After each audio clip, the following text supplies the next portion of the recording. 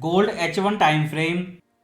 Price इस time frame पर एक पैरेलल चैनल चार्ट पैटर्न बना रहा है। जब तक प्राइस इस चैनल के अंदर है या कहें इस लोअर येलो ट्रेंड लाइन के ऊपर है, जब तक गोल्ड प्राइस बुलिश है। और स्कैल्पिंग के लिए आप अपर ट्रेंड लाइन के रिटेस्ट पर सेल करेंगे और लोअर ट्रेंड लाइन के रिटेस्ट पर बाय करेंगे, लेकिन बुलिश जब तक ये लोअर ट्रेंड लाइन ब्रेकआउट नहीं हो जाती। आप इस लो से देखें, प्राइस टेक्निकल अप ट्रेंड में है और आपके पास नियरेस्ट दो सपोर्ट लेवल 2350 और दूसरा इस साइकोलॉजिकल लेवल के पास 2390 है। ये दो बड़े स्टैटिक सपोर्ट लेवल हैं, प्लस एक parallel channel. H4 time frame पर अगर आप देखें, इस टॉप से बॉटम प्राइस ने लगभग हर फेव रिट्रेसमेंट लेवल पर रिजेक्शन शो किया है। पहले 50% रिट्रेसमेंट लेवल पर बड़ा एक्शन देखने को मिला, प्राइस लगभग लास्ट सपोर्ट लेवल तक गया, लेकिन उसके बाद से लगातार ऊपर है और 61% रिट्रेसमेंट लेवल पर भी आपको रिजेक्शन देखने को मिला।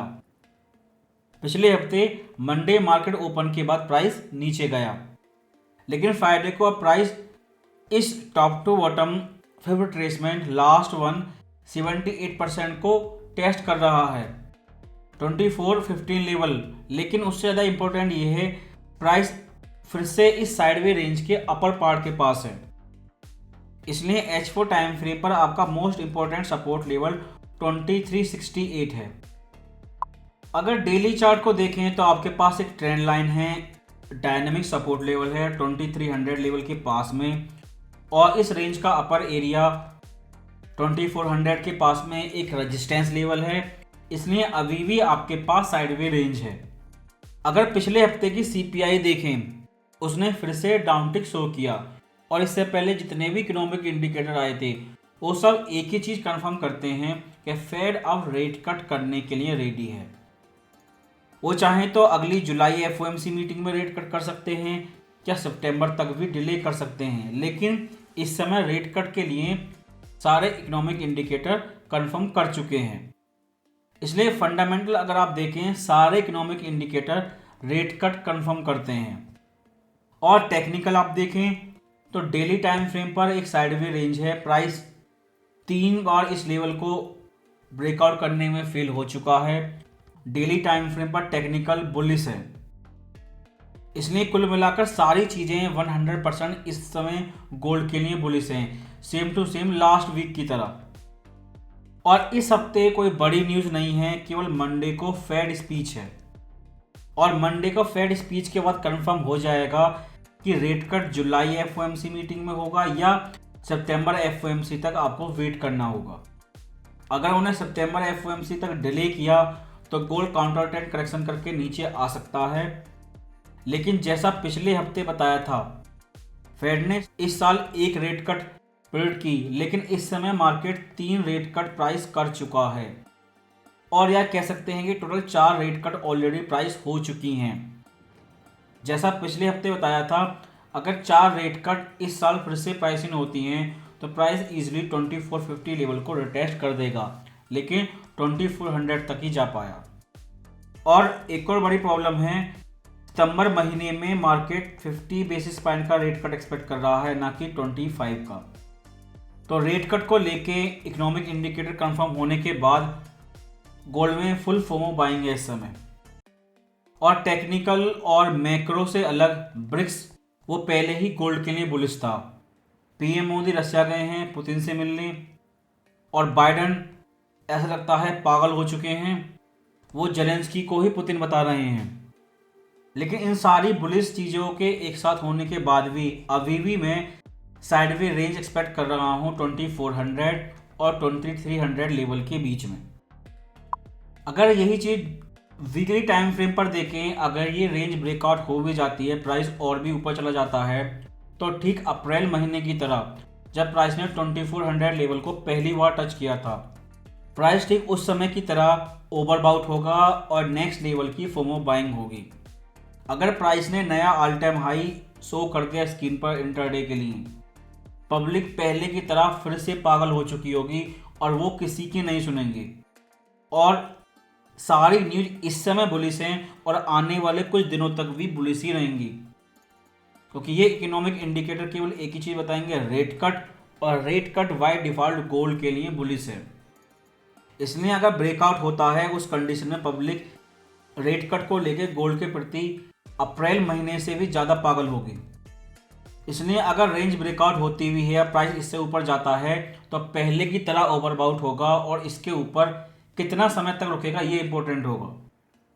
लेकिन मंडे के उस स्पीच में अगर फेड ने ये बोल दिया पहला रेट कट सितंबर महीने में होगा, तो गोल्ड काउंटर ट्रेंड करेक्शन करके इस रेंज के अंदर ही रहेगा। लेकिन पिछले हफ्ते सीपीआई न्यूज़ के बाद जब गोल्ड ऊपर गया था, ये गोल्ड बाइंग नहीं थी, क्योंकि सीपीआई न्यूज़ के बाद रेट कट की पॉसिबिलिटी बढ़ चुकी है, और बैंक ऑफ जापान ने $22 बिलियन का मार्केट इंटरवेंशन किया था यूएसडी जेपीवाई पेयर पर, जिसकी वजह से डॉलर इंस्टेंटली वीक हो गया, और डॉलर वीक होने की वजह से गोल्ड वर्टिकल गया। लेकिन ये गोल्ड बाइंग नहीं थी।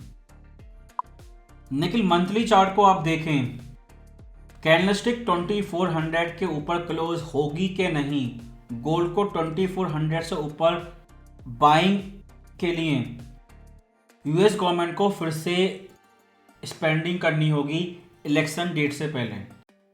और सेकंड थिंग, मार्च के महीने से फेड से एक डायरेक्ट क्वेश्चन पूछा जाता है कि मॉनेटरी पॉलिसी रेस्ट्रिक्टिव है कि नहीं। लेकिन पिछले हफ्ते टेस्टिमोनी स्पीच में फेड ने पहली बार ये चीज़ डायरेक्ट बोली है कि फाइन कंडीशन टाइट नहीं है।